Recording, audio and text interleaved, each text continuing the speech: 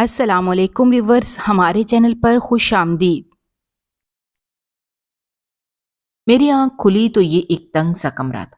میرے علاوہ اس کمرے میں کوئی بھی نہیں تھا۔ اچانک ہی مجھے خیال آیا کہ کچھ دیر پہلے میرے ساتھ کیا ہوا تھا، تو میں زارو قطار رونے لگی کہ کیسے اس پتھر شخص نے مجھے میرے گھر والوں کے سامنے رسوا کر دیا ہے۔ میں کافی شرمندہ تھی، پر میں کچھ بھی نہ کر سکی۔ میں خود کو کافی بدقسمت محسوس کر رہی تھی۔ اس سے اچھا تو تھا کہ میں اس دنیا میں ہی نہ آتی، یا پھر اپنے اماں ابا کے ساتھ میں بھی اس ظالم دنیا سے چلی جاتی۔ میرے دل میں یہی خیالات چل رہے تھے جب یکدم دروازہ کھلا۔ میں نے سامنے دیکھا تو وہ مجھے دیکھ رہا تھا۔ وہ میرے نزدیک آ رہا تھا۔ مجھے اس حالت میں دیکھ کر وہ کافی پرسکون تھا۔ 1 انچ بھی فاصلہ نہ رکھتے ہوئے وہ میرے قریب آ کر بیٹھ گیا۔ میرے چہرے کو بغور دیکھنے لگا تھا۔ مجھے کافی شرم آ رہی تھی۔ کبھی بھی کسی نے مجھے اتنے غور سے اور اتنے قریب سے نہیں دیکھا تھا، پر میری زبان سے کچھ بھی نہ نکلا۔ کچھ دیر بعد جیسے ہی اس نے اپنا ایک ہاتھ آگے بڑھایا اور مجھے چھونا چاہا، تو میں نے اگلے ہی لمحے اپنا چہرہ پیچھے کر لیا۔ پر میری اس حرکت پر اس کا چہرہ غصے سے لال ہو گیا تھا۔ وہ کہنے لگا، ٹھیک ہے، ابھی میں تمہیں ہاتھ نہیں لگاتا، لیکن تم جانتی ہو کہ کچھ دیر بعد تمہارا پورا وجود میرے نام ہو جائے گا، اور پھر تم بھی مجھے روک نہیں سکو گی ہاتھ لگانے سے، سمجھی؟ میں نے جیسے ہی اس کی بات سنی تو چیخ اٹھی کہ تم ایسا بالکل بھی نہیں کر سکتے۔ میں کسی اور کی امانت ہوں، اور خبردار جو تم نے میرے بارے میں ایسا سوچا بھی۔ تم جانتے ہو نا کہ وسیم تمہارا حشر نشر کر دے گا۔ میں نے جیسے ہی وسیم کا نام لیا تو اس نے میرے بالوں کو مٹھی میں دبوچا اور کہنے لگا کہ خبردار، آج تو تم نے اپنی زبان سے کسی غیر کا نام لے لیا، آج کے بعد ایسا کچھ بھی نہیں ہوگا۔ تم تیار ہو جاؤ، کچھ ہی دیر بعد تمہارا نکاح مجھ سے ہوگا۔ یہ خبر سنتے ہی میرے پاؤں تلے سے زمین کھسک گئی۔ میں چیخنے لگی تھی کہ نہیں، ایسا نہیں ہو سکتا، لیکن وہ مجھے دوبارہ سے اس کمرے میں بند کر کے واپس چلا گیا تھا۔ میں نے اپنے آس پاس دیکھا کہ شاید میں اس کمرے سے بھاگ سکوں، لیکن مجھے کوئی راستہ نظر نہیں آیا۔ میں بہت بے بس محسوس کر رہی تھی۔ میرے ساتھ جو کچھ بھی ہوا تھا وہ ایک فلم کی طرح میرے ذہن میں چلنے لگا تھا۔ کچھ دیر پہلے ہی میں بہت خوش تھی۔ میں نے اپنے ہاتھوں میں وسیم کے نام کی مہندی سجائی ہوئی تھی، اور پھر میرا نام گلشن ہے۔ میں نے جب سے ہوش سنبھالا تھا تو خود کو ایک چادر سے ڈھانپ کر رکھتی تھی۔ کبھی بھی کسی نامحرم کی نظر مجھ پر نہیں پڑی تھی۔ مجھے اس بات پر کافی فخر تھا۔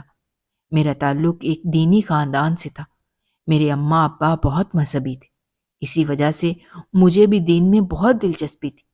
میں شروع سے ہی نماز کی پابند بھی تھی، پر اچانک ہی ایک حادثے میں اماں ابا کا انتقال ہو گیا۔ میں تنہا ہو گئی تھی۔ میری ایک دور کی خالہ تھی جنہوں نے مجھ پر ترس کھا کر مجھے اپنے گھر بلا لیا۔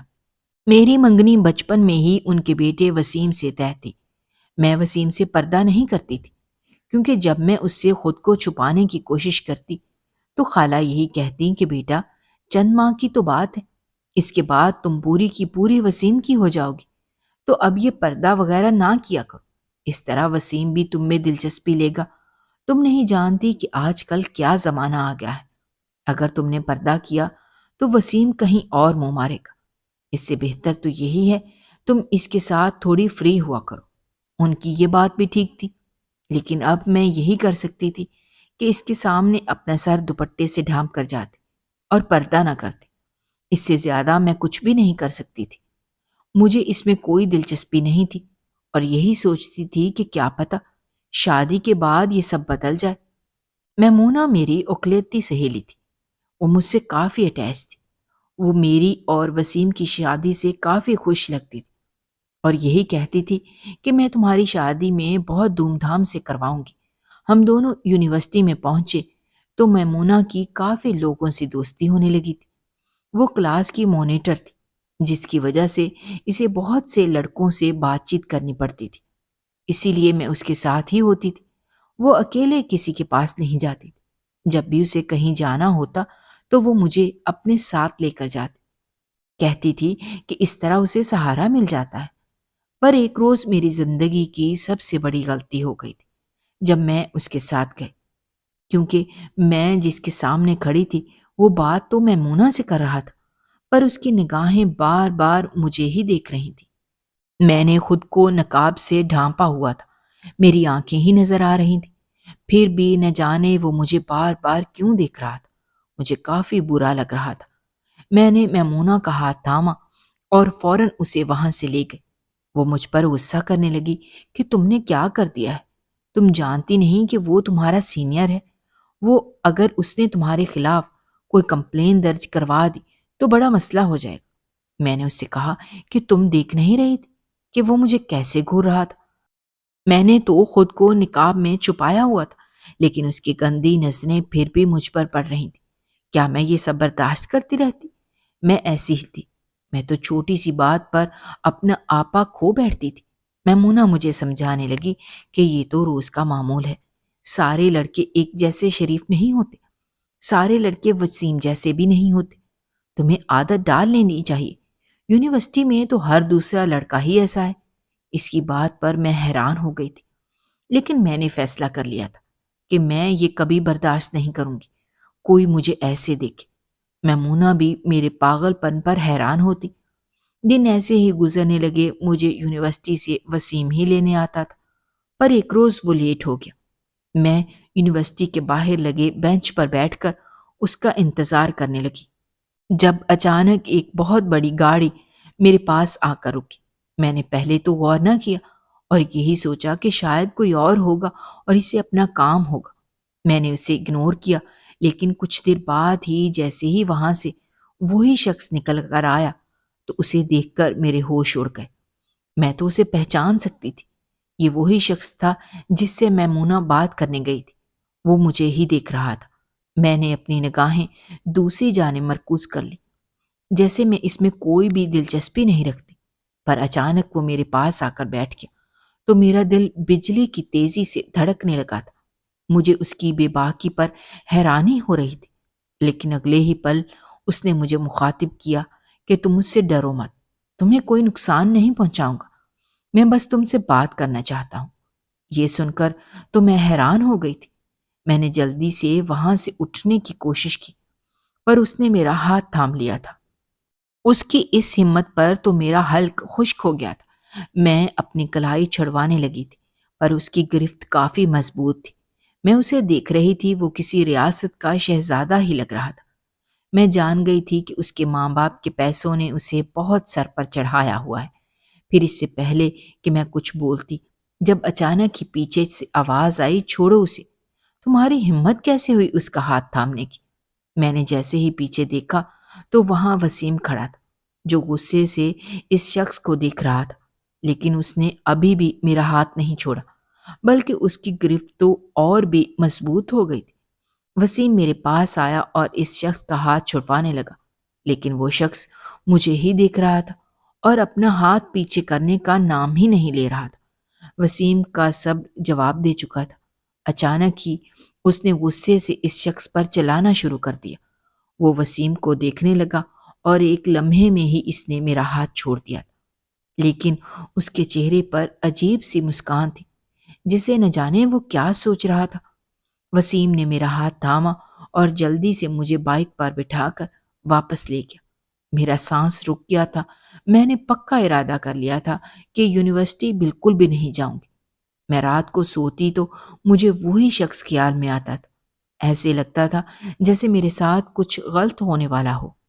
میمونہ مجھے 3-4 دن سے کال کر رہی تھی کہ تم یونیورسٹی کیوں نہیں آ رہی ہو۔ میں نے اسے کوئی وجہ نہ بتائی۔ کہنے لگی کہ اگر تم نے پیپر نہ دیے تو تمہارا پڑھائی کا کوئی فائدہ نہیں ہے۔ میں بھی مجبور ہو گئی تھی، تو اس لیے دوبارہ سے یونیورسٹی شروع کر دی۔ پر اب میں اس کے ساتھ یونیورسٹی نہیں گھومتی تھی، بلکہ بس کلاس لینے جاتی اور سیدھا واپس چلی آتی۔ وہ بھی کافی پریشان ہو گئی تھی۔ میں نے اس کے پوچھنے پر اسے کچھ بھی نہ بتایا۔ وسیم خالہ کو یہی کہنے لگا کہ ہماری شادی جلد سے جلد کروا دے۔ میں بھی اس فیصلے پر مان گئی تھی، کیونکہ میں بہت مجبور ہو گئی تھی۔ مجھے یہ بھی ڈر تھا کہ وسیم کو مجھ پر شک نہ ہو جائے، اسی لیے میں نے اپنی زبان بھی نہ کھولی اور اپنی صفائی بھی نہ دی۔ ایک روز میرے رویے سے تنگ آ کر میمونہ نے مجھے پکڑ کر بٹھا لیا اور کہنے لگی کہ آج تو تم بتا ہی دو کہ تم ایسے ریئیکٹ کیوں کر رہی ہو۔ اس کے اصرار کرنے پر میں نے اسے ساری بات بتا دی۔ میں نے اسے یہ بتا دیا کہ یہ وہی لڑکا ہے جس سے تم ملنے گئی تھی۔ کہنے لگی کہ وہ وجاہت ہے، ہمارا سینئر ہے، لیکن تم فکر نہ کرو، وسیم کو بھی منع کرنا کہ اس سے خواہ کا پنگا نہ لے، کیونکہ وہ بہت ہی مضبوط فیملی سے ہے، اس کا بیک گراؤنڈ بہت ہی سٹرونگ ہے۔ اگر وسیم نے ذرا سی بھی لڑائی کی تو وجاہت اسے برباد کر دے گا۔ میں بھی ڈر گئی تھی، لیکن پھر میمونہ سے کہنے لگی کہ دیکھو، اگر وہ پھر سے مجھ سے ملنے آیا تو وسیم پیچھے نہیں ہٹے گا۔ میں وسیم کی منگیتر ہوں، وہ مجھ پر حق جماتا ہے، اس کا حق بنتا بھی ہے، اس لیے وہ برداشت نہیں کرے گا اور یقیناً اسے کچھ نہ کچھ ہو جائے گا۔ میمونہ بولی کہ تم اسے سمجھانا وہ ایسا نہ کرے، اور میں وجاہت کو سمجھاؤں گی، اسے بتاؤں گی کہ تم ایسی لڑکی نہیں ہو، وہ تمہارا پیچھا چھوڑ دے۔ اس کی بات سن کر مجھے بھی حوصلہ ہوا کہ شاید اب سب کچھ ٹھیک ہو جائے، پر وسیم کو ہماری شادی کی کچھ زیادہ ہی جلدی تھی۔ تبھی 2 مہینوں کے اندر اندر ہماری شادی کی ڈیٹ فکس ہو گئی تھی۔ یہ میری مہندی والی رات تھی جب میں بہت زیادہ خوش تھی، کیونکہ اب مجھے بھی ایسے ہی لگتا تھا کہ مجھے اس گھر میں ایک بہو کی حیثیت سے اور ایک بیوی کی حیثیت سے رہنا چاہیے۔ میرے ہاتھوں پر وسیم کے نام کی مہندی سجی ہوئی تھی۔ سارے خاندان والے ایک ہی جگہ جمع تھے۔ خاندان سے باہر میری سہیلی میمونہ کے علاوہ کوئی بھی نہیں تھا، پر میں نے محسوس کیا تھا کہ میمونہ کافی پریشان لگ رہی تھی۔ مجھ سے اس کی پریشانی دیکھی نہیں جا رہی تھی، کیونکہ شادی تو میری تھی اور پریشان وہ ہو رہی تھی۔ میں نے جیسے ہی اس سے پوچھا تو کہنے لگی کہ یار، تمہاری شادی ہونے والی ہے اور پھر تم اپنی زندگی میں مصروف ہو جاؤ گی، تم مجھے کہاں یاد کرو گی؟ بس یہی سوچ کر میں پریشان ہو رہی ہوں۔ میں نے اس کو حوصلہ دیا کہ دیکھنا، میں ہر ہفتے تم سے ملنے آیا کروں گی۔ وہ بھی خوش ہو گئی تھی، لیکن اندر سے پھر بھی پریشان تھی۔ نہ جانے اس کا چہرہ اتنا مرجھایا ہوا کیوں تھا۔ وہ اب میرے ساتھ بیٹھ کر سیلفیاں لے رہی تھی جب اچانک ہی مین دروازے پر سے گولیاں چلنے کی آواز آئی۔ سب نے وسیم کی طرف پریشانی سے دیکھا، کیونکہ یہ بات طے ہوئی تھی کہ وسیم کسی کو بھی فائر کرنے کی اجازت نہیں دے گا۔ میرے خالو نے وسیم کو غصے سے دیکھا تو وسیم بولا، نہیں ابا، میں نے کسی کو نہیں بلایا۔ اچانک ہی سامنے سے زوردار کہکے کی آواز آئی اور اس کے ساتھ ہی وہ سامنے آیا۔ اپنے سامنے وجاہت کو دیکھ کر میرا رنگ فک ہو گیا تھا۔ اس نے وسیم کے سامنے میری کلائی تھام لی تھی۔ یہ دیکھ کر تو میرے پیروں تلے سے زمین نکل گئی تھی۔ وسیم اسے خونخوار نظروں سے دیکھ رہا تھا، جیسے وہ ابھی اس کا قتل کر دے گا، لیکن ہم تینوں کے علاوہ کسی کو بھی معلوم نہیں تھا کہ وجاہت کون ہے۔ اس سے پہلے کہ میں خود کو چھڑوا کر وسیم کے پاس چلی جاتی، جب وجاہت نے مجھے ایک ہی جھٹکے سے اپنے پاس کیا تھا اور اگلے ہی پل اس نے میرے سر پر گن رکھی تھی۔ یہ خوفناک منظر دیکھ کر سارے خاندان والے سکتے میں آ گئے تھے۔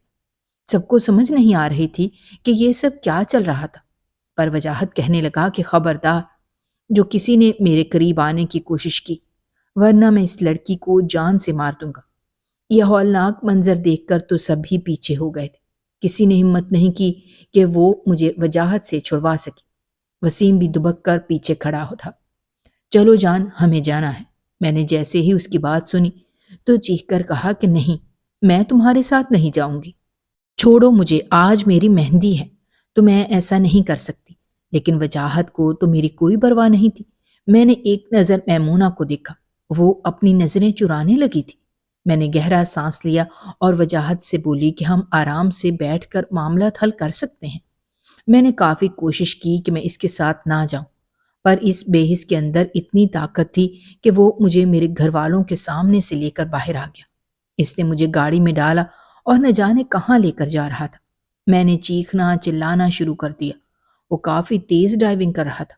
میں نے اسے نہ جانے کتنا کچھ کہا، مجھے کچھ بھی یاد نہیں تھا، جب اچانک ہی اس نے بریک لگائی۔ میں نے آس پاس دیکھا تو یہ بہت ہی سنسان سا علاقہ تھا، ہر طرف اندھیرا چھایا ہوا تھا۔ وجاہت ایک نظر مجھے دیکھنے لگا۔ اس کی آنکھوں میں جو تھا وہ محسوس کر کے میری ریڑھ کی ہڈی میں سنسنی سی پیدا ہوئی۔ مجھے انہونی کا احساس ہوا اور پھر اچانک ہی اس نے اپنا ہاتھ آگے بڑھایا، پر میں اس کا ارادہ جانتے ہی فوراً سے پیچھے کو دبکی تھی۔ اس نے کہکہا لگانا شروع کر دیا، کہنے لگا کہ تم بہت خوبصورت ہو، وسیم تمہیں ڈیزرو نہیں کرتا، تمہیں تو مجھ جیسا خوبصورت لڑکا ڈیزرو کرتا ہے، اور دیکھو میں تمہاری آنکھیں دیکھ کر تم پر فدا ہو گیا تھا، میں جانتا تھا کہ تمہاری آنکھیں اتنی خوبصورت ہیں تو تمہارا پورا وجود کتنا دلکش ہوگا۔ اس نے جیسے ہی بے باکی کی حد پار کی تو میرے تن بدن میں آگ لگ گئی تھی۔ میں اس سے کہنے لگی، شرم کرو، کیا تمہارے گھر میں ماں بہن نہیں ہے؟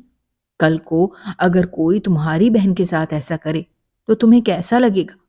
وہ میری اس بات پر تپ کر بولا، شٹ اپ، تم کچھ زیادہ ہی بول رہی ہو۔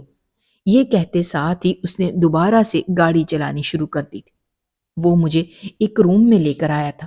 میری روح کانپ رہی تھی کہ میں اس لڑکے کے ساتھ ایک روم میں موجود ہوں۔ وہ میرے ساتھ کچھ بھی کر سکتا ہے۔ میں کافی سہم کر بیٹھ گئی تھی۔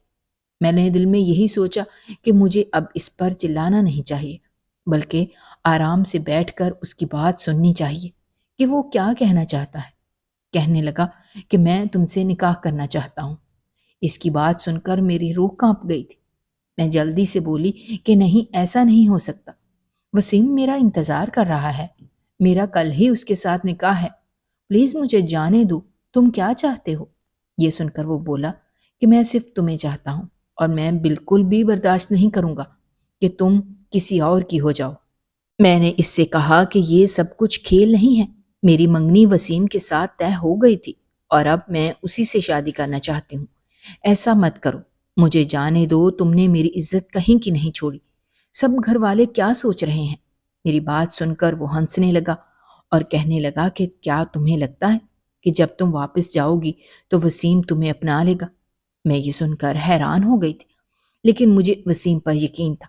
پورے یقین سے وجاہت سے بولی کہ ہاں، وہ مجھ سے محبت کرتا ہے، وہ میرے لیے سب سے لڑ جائے گا، لیکن وہ مجھ پر یقین کرے گا، وہ ضرور مجھے اپنائے گا۔ میں نے جیسے ہی یہ بات کہی تو وہ پاگلوں کی طرح ہنسنے لگا، ہنس ہنس کر اس کا برا حال ہو گیا تھا، جیسے میں نے اسے لطیفہ سنایا ہو۔ کہنے لگا کہ تم بہت بھولی ہو، کوئی بھی تمہیں نہیں اپنائے گا، سب جانتے ہوں گے کہ تم ایک لڑکے کے ساتھ رہ کر آئی ہو۔ اس کی یہ بات سن کر میں شرم سے چور ہو گئی تھی۔ اسے کہنے لگی کہ تم شرم کرو، میرے اور اپنے بارے میں ایسا بالکل بھی نہ سوچو، میں آرام سے کہہ رہی ہوں کہ مجھے جانے دو۔ میں یہ کہتے ساتھ ہی دروازے کی جانب بھاگی تھی، جب اس نے اسی وقت آ کر دروازہ بند کر دیا تھا۔ وہ کہنے لگا تھا کہ تم یہاں سے بھاگ نہیں سکتی، اسی لیے اپنی ساری کوششیں ترک کر دو۔ میں اس پر چلانے لگی، میں نے اس پر ایک جھپٹا مارا، لیکن اچانک سے اس نے مجھے دھکا دیا، میرا سر کسی چیز سے ٹکرایا تھا اور اس کے بعد ہی میری آنکھوں کے سامنے اندھیرا چھا گیا تھا۔ وہ دوبارہ سے کمرے میں آیا تو اس وقت تک مجھے ہوش بھی آ گیا تھا، لیکن جیسے ہی اس نے نکاح کی بات کی تو میرے ہوش اڑ گئے تھے۔ یہ کہتے ساتھ ہی وہ واپس چلا گیا تھا، اور پھر جیسے مجھے معلوم ہوا کہ اس نے نکاح کا سارا اہتمام کر لیا ہے تو میں حیران ہو گئی تھی۔ میں اس کی منتیں کرنے لگی کہ مجھے ایک بار واپس جانے دو، وسیم میرا انتظار کر رہا ہوگا، پر وجاہت بولا کہ تم کیوں نہیں سمجھ رہی، وسیم آگے بڑھ گیا ہے، وہ اب تم جیسی بدکردار لڑکی کے ساتھ کبھی شادی نہیں کرے گا، اسے یہی لگے گا کہ تم اتنی دیر بعد واپس آ رہی ہو تو یقیناً تم کو گل کھلا کر آ رہی ہو۔ یہ سن کر میرا وجود کانپ رہا تھا، میرا بس نہیں چل رہا تھا کہ میں اسے جان سے مار دوں۔ آخر کار اس نے ہار مان لی اور بولا کہ ٹھیک ہے، لیکن میں تمہیں ایک شرط پر ہی واپس بھیجوں گا۔ میں نے جیسے ہی اس کی شرط سنی تو میں نے بھی ہاں کر دی تھی، کیونکہ مجھے پورا یقین تھا کہ اس کی شرط کبھی پوری نہیں ہوگی اور وسیم مجھے اپنا لے گا، پر یہاں میں غلط تھی۔ یہاں تو وجاہت کی جیت اور میری ہار ہونے والی تھی۔ وہ مجھے لے کر واپس چلا گیا۔ یہ رات کا آخری پہر تھا۔ جیسے ہی میں اپنی خالہ کی طرف گئی تو سارے مہمان جا چکے تھے۔ اچانک ہی جب میں اندر بڑھنے لگی تو خالہ کی گرجدار آواز آئی کہ رک جاؤ، تم اندر نہیں آ سکتی۔ یہ سن کر میں حیران ہو گئی، پر دوڑ کر ان کے گلے لگ کر پھوٹ پھوٹ کر رونے لگی کہ پلیز ایسا مت کریں، میں نے کچھ غلط نہیں کیا۔ پر وہ بولی کہ بس کر دو، اور کتنا جھوٹ بولو گی؟ تمہاری سہیلی نے مجھے سب کچھ بتا دیا ہے، تمہارا وجاہت کے ساتھ چکر ہے، تم اس کے پاس جانا چاہتی تھی۔ یہ بات سن کر میں حیران ہو گئی تھی۔ ان سے پوچھا کہ یہ بات آپ سے کس نے کہی ہے؟ تو وہ بولی کہ میمونہ نے خود ہی مجھے تمہاری تصویریں دکھائی تھیں جس میں تم وجاہت کے ساتھ تھی۔ یہ سن کر مجھے ایسا لگا جیسے میں نے کچھ غلط سنا ہے۔ میمونہ میرے ذہن پر سوار ہو گئی تھی۔ میں غیر یقینی عالم میں وجاہت کو دیکھ رہی تھی جو کافی مسکرا رہا تھا۔ اچانک ہی وسیم آیا اور کہنے لگا کہ گلشن، تم نے یہ اچھا نہیں کیا، تم نے مجھے دھوکہ دیا ہے، اب میرے دل میں تمہارے لیے کوئی جگہ نہیں ہے، تم واپس جا سکتی ہو۔ میں نے اس کی بات سنی تو رو رو کر اسے اپنی بات کا یقین دلانے لگی کہ ایسا کچھ بھی نہیں ہے، پر وجاہت مجھے واپس لے کر جانے لگا۔ میرا پارا ہائی ہوا اور میں نے اسے زور کا تھپڑ مارا۔ وہ میری اس حرکت پر کافی غصہ ہونے لگا تھا کہ تم میرے گھر چلو، میں تمہیں بتاؤں گا، بس ایک دفعہ تمہارا نکاح مجھ سے ہو جائے، اس کے بعد دیکھنا میں تم سے گن گن کر بدلہ لوں گا۔ اس کی یہ باتیں مجھے کسی کھائی میں دھکیل رہی تھی۔ نہ جانے میں کہاں پھنس گئی تھی۔ مجھے رہ رہ کر میمونہ کی بے وفائی پر غصہ آ رہا تھا کہ وہ ایسا کیسے کر سکتی ہے۔ وہ میری بچپن کی سہیلی تھی۔ کچھ دیر بعد میں پھر سے اس کمرے میں موجود تھی۔ مجھے تیار کیا جا رہا تھا۔ میرے ہاتھوں سے وسیم کے نام کی مہندی مٹ چکی تھی اور اب وجاہت کے نام کی مہندی لگائی جا رہی تھی۔ لیکن میں تو نہ جانے کن وادیوں میں کھوئی ہوئی تھی۔ مجھے ابھی بھی ہوش نہیں تھا کہ میرے ساتھ کیا ہونے جا رہا ہے، جب اچانک ہی وجاہت روم میں داخل ہوا اور کہنے لگا کہ میں تمہارے لیے سرپرائز لایا ہوں۔ مجھے اس کی بات پر کوئی حیرانی نہیں ہوئی تھی۔ میں ویسے کی ویسے ہی سن سی بیٹھی تھی، جب اگلے ہی پل میری نظر میمونہ پر پڑی۔ وہ وجاہت کے پیچھے سے سامنے آئی تھی۔ اسے دیکھ کر میں ساکت ہو گئی تھی۔ اس کی نظریں ابھی بھی نیچے ہی تھیں۔ وہ نظریں اسی طرح چرا رہی تھی جیسے مہندی کی رات اس نے مجھ سے نظریں چرائی تھیں۔ میں جان گئی تھی کہ اس نے ہی وجاہت کو میرے گھر کا ایڈریس بتایا ہے۔ میمونہ کی مدد سے ہی وجاہت اس حد تک پہنچا ہے کہ اس نے مجھے ہی میرے خاندان کے سامنے رسوا کر دیا۔ مجھے میمونہ کے اس چہرے سے نفرت ہو رہی تھی۔ اچانک سے وجاہت بولا کہ چلو گلشن، تمہاری سہیلی ہی اب تمہیں دلہن کی طرح سجائے گی۔ یہ کہتے ساتھ ہی وہ وہاں سے چلا گیا۔ جب میں نے میمونہ کو دونوں بازوؤں سے جھنجھوڑ کر اسے ہوش دلایا کہ تم ہوش میں تو ہو، تم نے کیا کر ڈالا؟ تم نے میری زندگی تباہ کر ڈالی۔ تم تو سہیلی تھی اور تم نے میرے ساتھ یہ سب کیا۔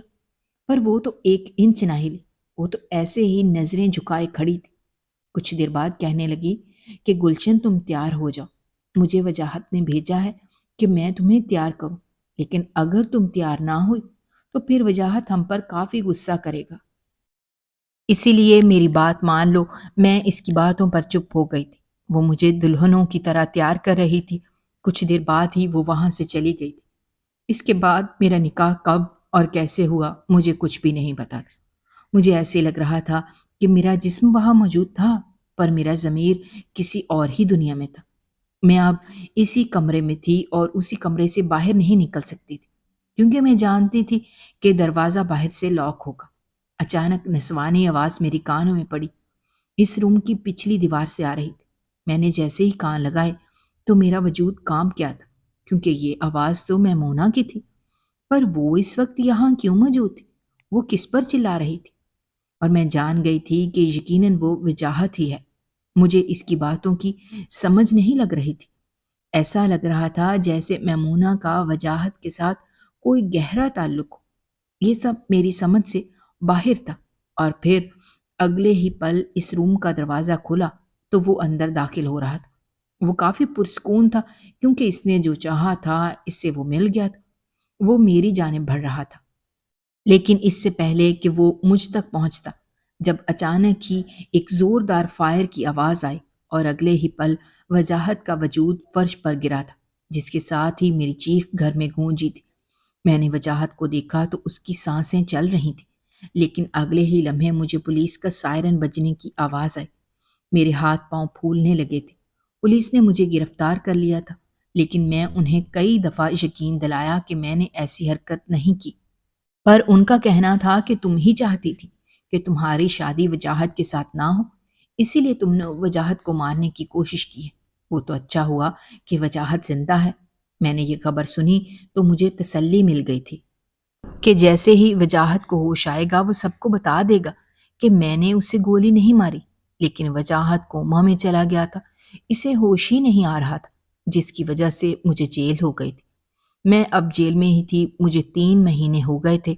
میں وجاہت کی خبر لیتی رہتی تھی، سب کو یہی لگتا تھا جیسے میں اس کے لیے فکر مند ہوں، لیکن مجھے تو اپنی فکر تھی تاکہ وجاہت میری صفائی میں کچھ بیان کرے اور میں اس جیل سے باہر نکل سکوں۔ پر پولیس مجھے وجاہت کے بارے میں کچھ بھی نہیں بتاتی تھی۔ 5 ماہ ایسے ہی گزر گئے تھے۔ اچانک 5 ماہ بعد میں رہا ہو گئی تھی۔ میں خوش ہوئی، لیکن میں نے جیسے ہی سنا کہ مجھے وجاہت نے رہا کروایا ہے تو یہ بات میرے لیے کافی حیران کن تھی کہ وہ مجھ سے نہیں ملا اور جانے کہاں چلا گیا تھا۔ پر اب میں اپنی زندگی میں کافی مگن ہو گئی تھی۔ ایک روز اچانک میری نظر وجاہت پر پڑی جو جلدی میں کہیں جا رہا تھا۔ میں نے اس کا پیچھا کیا تو پتا چلا کہ وہ ایک بہت بڑا سا گھر ہے۔ میں اندر چلی گئی تھی، پر جیسے ہی میں اندر گئی تو اس عورت کو دیکھ کر میری روح کانپ گئی۔ جو اتنے عرصے بعد اسے دیکھ رہی تھی وہ میمونہ تھی، جو کافی ٹھاٹ باٹ سے ایک بڑے سے صوفے پر بیٹھی ہوئی تھی، جبکہ وجاہت اندر کسی کام سے جا رہا تھا۔ میری نظر ایک سائڈ پر گئی تو 2 بچے وہاں کھیل رہے تھے۔ یہ دیکھ کر میں حیران ہو گئی تھی، سمجھ نہیں آ رہا تھا کہ یہ سب کیا ہے۔ میں یہی سوچ رہی تھی جب اگلے ہی لمحے میں نے پولیس کو دیکھا جو اس گھر کے اندر جا رہی تھی۔ پولیس نے میمونہ کو گرفتار کر لیا تھا۔ یہ دیکھ کر میں حیران ہو گئی تھی۔ وہ بچے بلک بلک کر رو رہے تھے کہ ہماری ماں کو چھوڑ دو، ہماری ماں کو کیوں لے کر جا رہے ہو؟ لیکن ان بچوں کی کسی نے فریاد نہ سنی۔ مجھے ان 2 چھوٹے بچوں پر کافی ترس آ رہا تھا، نہ جانے وہ کس کے تھے۔ وجاہت اب ان 2 بچوں کو سنبھال چکا تھا۔ بچے اپنی ماں کو یاد کر کے رو رہے تھے۔ وجاہت کہنے لگا کہ تم فکر نہ کرو، میں ہوں نا، میں تم دونوں کو ماں کا پیار دوں گا۔ یہ کہتے ساتھ ہی وہ ان بچوں کو اوپر لے گیا تھا۔ میں جلدی سے باہر نکل گئی تھی۔ مجھے سمجھ نہیں لگ رہی تھی کہ میں کہاں جاؤں۔ یہ سب کیا چل رہا تھا، میری سمجھ سے باہر تھا۔ میں وجاہت کی ابھی بھی بیوی تھی کیونکہ اس نے مجھ سے نکاح کیا تھا۔ یہی سوچتے ہوئے میں نے ان سوالوں کا جواب حاصل کرنے کا فیصلہ کیا اور میمونہ سے ملنے چلی گئی تھی۔ میں جیسے ہی اس سے ملی تو مجھے دیکھ کر پھر سے مجھ سے نظریں چرانے لگی جیسے وہ میری گنہگار ہو۔ میں نے اس سے کہا کہ میں تمہیں معاف کرتی ہوں، تم نے میرے ساتھ جو کچھ بھی کیا، لیکن تم اس جیل میں کیا کر رہی ہو؟ تم نے ایسا کیا کیا کہ تمہیں جیل ہو گئی؟ میری بات سن کر کہنے لگی کہ تم وجاہت کے پاس جاؤ، تم اس کی بیوی ہو، وہی تمہیں بتائے گا کہ میں نے ایسا کیا کیا تھا جو مجھے جیل ہو گئی۔ وہ تمہیں سارے سوالوں کے جواب دے دے گا۔ اس کی بات سن کر میں پریشان ہو گئی تھی۔ میں کسی بھی حال میں وجاہت کے پاس نہیں جانا چاہتی تھی، میں اسے نہیں ملنا چاہتی، لیکن میرے پاس اور کوئی چارہ نہیں تھا۔ میں اس سے الگ ہونا چاہتی تھی، اسی لیے اس کے پاس جانا بھی ضروری تھا۔ کچھ دیر بعد میں اس کے سامنے کھڑی تھی۔ اس نے مجھے اندر آنے کا نہ کہا۔ میں نے اس سے کہا کہ میں تمہاری بیوی ہوں، کیا تم مجھے اندر آنے نہیں دو گے؟ تو یہ کہتے ہوئے اس نے مجھے راستہ دیا۔ میں اندر گئی تو وہ بچے مجھے دیکھ کر بہت خوش ہوئے تھے۔ میں وجاہت کے پاس بیٹھ گئی تھی اور اس سے سارے سوالوں کے جواب مانگنے لگی تھی۔ جب وہ کہنے لگا کہ میں جانتا تھا تم نے مجھ پر گولی نہیں چلائی، بلکہ جس نے مجھے مارنے کی کوشش کی تھی وہ کوئی اور نہیں میمونہ تھی، وہ میری بھابھی تھی۔ جیسے ہی میں نے یہ سچ سنا تو مجھے ایسا لگا جیسے میرا سانس رک گیا۔ میں نے کبھی بھی نہیں سوچا تھا کہ میمونہ شادی شدہ ہوگی اور اس کا شوہر وجاہت کا بھائی ہوگا۔ وہ مزید بتانے لگا کہ میرے بھائی کو اسی نے مارا تھا اور وہ چاہتی تھی کہ میری اس سے شادی ہو جائے، پر مجھے میمونہ میں ذرا سی بھی دلچسپی نہیں تھی، لیکن جائیداد کی وجہ سے مجھے اس سے نکاح کرنا پڑا۔ پر اس کے بعد میں نے اسے چھوڑ دیا تھا، پر وہ میری منتیں کرنے لگی میں اسے نہ چھوڑوں۔ اس پر میں نے اس کے سامنے شرط رکھی کہ میں دوسری شادی کروں گا۔ وہ تیار ہو گئی تھی۔ اس کے بعد میں نے تمہیں اس کے ساتھ دیکھ لیا، مجھے تم سے عشق ہو گیا تھا۔ میں نے ہی اسے تمہارا کہا تھا کہ وہ مجھے تم سے ملوائے۔ اگر اس نے ایسا کام کر دیا تو میں اسے کبھی نہیں چھوڑوں گا۔ پر جیسے ہی اس نے میری بات مانی اور میرا نکاح تم سے ہو گیا تو وہ مجھے فورس کرنے لگی کہ میں اس کے ساتھ ہی رہا کروں، لیکن میں اسے چھوڑنا چاہتا تھا۔ تیش میں آ کر اس نے مجھ پر گولی چلا دی تھی۔ میں کومے میں چلا گیا تھا، اس نے مڑ کر بھی مجھے نہ پوچھا۔ کسی کو بھی نہیں پتا تھا کہ وہ گولی تم نے نہیں بلکہ اس نے چلائی ہے، اسی لیے وہ آزاد پھرتی رہی۔ اسے اپنے بچوں سے بالکل بھی پیار نہیں تھا، کیونکہ وہ اولاد چاہتی ہی نہیں تھی۔ جب سے میرے بھتیجے اس دنیا میں آئے تھے وہ تب سے ہی ان پر ظلم کرتی تھی، اسی وجہ سے میں اسے چھوڑنا چاہتا تھا۔ میں کومے میں تھا، وہ تب بھی اپنے بچوں سے ایسے ہی پیش آتی تھی، میری برداشت سے باہر ہو گیا تھا۔ میں نے فیصلہ کر لیا تھا کہ جب میں ٹھیک ہوں گا تو میں اس کے کرموں کی سزا اسے ضرور دلواؤں گا۔ میرا پہلا کام ہی یہی تھا۔ میں نہیں چاہتا تھا کہ میں اس کے ساتھ ساتھ تمہارے ساتھ رہوں، اور اب میں نے وہ کام کر دیا۔ اب میں مونا کو اس کے کیے کی سزا مل چکی ہے۔ اس کی سچائی جان کر میں وہاں سے جانا چاہتی تھی، لیکن اچانک ہی بچوں نے آ کر مجھے ماں کہنا شروع کر دیا۔ میں نے جیسے ہی ان کی بات سنی تو ساکت ہو گئی تھی۔ وجاہت مجھے کہنے لگا کہ پلیز رک جاؤ، دیکھو یہ بچے تمہیں پکار رہے ہیں، تم انہیں ماں والا پیار دے سکتی ہو۔ میں مونا کو ہمیشہ کے لیے چھوڑنا چاہتا ہوں، کیونکہ وہ بس پیسوں سے پیار کرتی ہے، اسے پیسوں اور جائیداد کے علاوہ کچھ دکھائی نہیں دیتا۔ میں عجیب سی الجھن کا شکار ہو گئی تھی کہ میں کیا فیصلہ لوں، لیکن ان معصوم بچوں کو دیکھ کر میں نے فیصلہ کر لیا تھا کہ میں ان کے پاس ہی رہوں گی اور میں ان کی پرورش کروں گی۔ لیکن میں نے وجاہت کو صاف صاف کہہ دیا تھا کہ میں رک رہی ہوں، لیکن میں تمہارے لیے نہیں بلکہ ان بچوں کے لیے رک رہی ہوں، جنہیں ان کی ماں کا پیار ملنا چاہیے۔ مجھے ان بچوں سے کافی لگاؤ ہو گیا تھا، میں نے ان کی بہت اچھی پرورش کی تھی۔ آج وہ بچے بہت بڑے ہو گئے ہیں اور وہ میری بہت عزت کرتے ہیں، وہ مجھ سے بہت پیار کرتے ہیں۔